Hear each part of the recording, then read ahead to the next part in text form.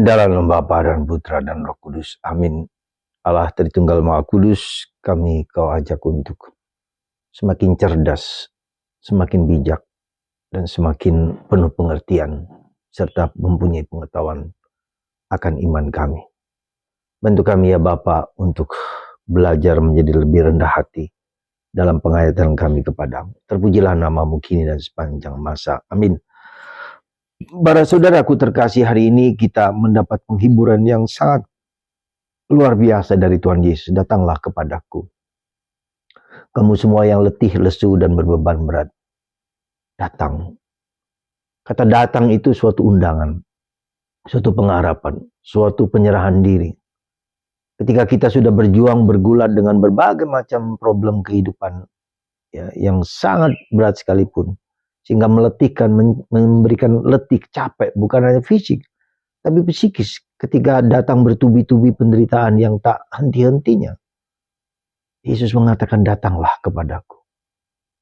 Kata datang bukan yang gampang kita lakukan, bukan hanya kita mau menyerahkan diri, berani menyerahkan diri, berani melepaskan diri, berani mengosongkan diri supaya kita bisa bersandar, ya, mempersembahkan diri kita, menyerahkan diri kita.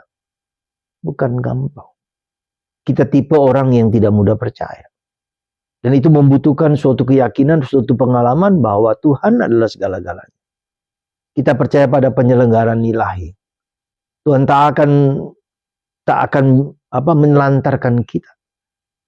Pengalaman akan Tuhan yang hadir, yang mendampingi, yang membantu, yang menolong, yang menyapa, yang segala-galanya, seperti seorang bapak atau seperti seorang ibu seorang ibu yang merangkul anak dalam pelukannya.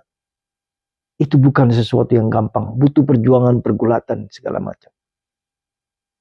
Dan itu pula yang menjadi proses perjuangan hidup kita, bersandar hanya kepada Tuhan.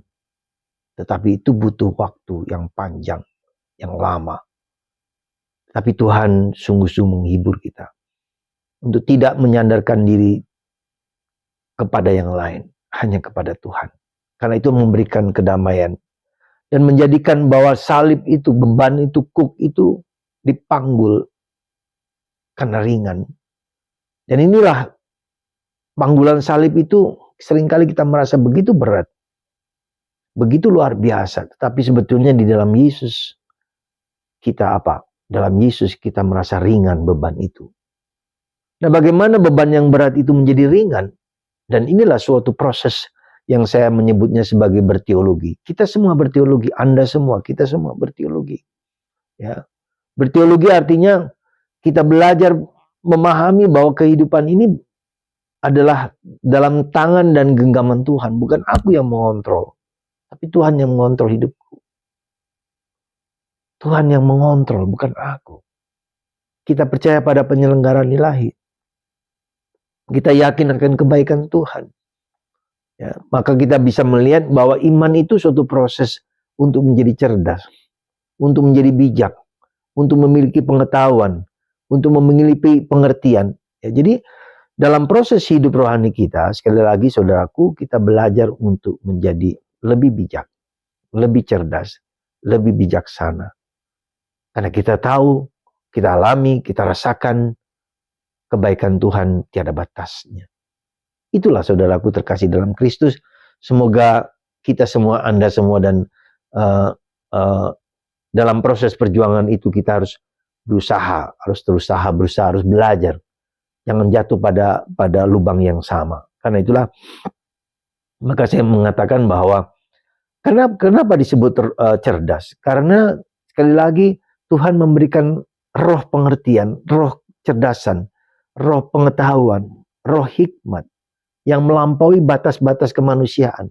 Dan itulah roh Allah. Ketika manusia diciptakan oleh Allah dengan materi alamiah, tanah, air, udara, kemudian api, dan ruang, itu Tuhan memberikan roh kepada pikiran kita, seluruh diri kita.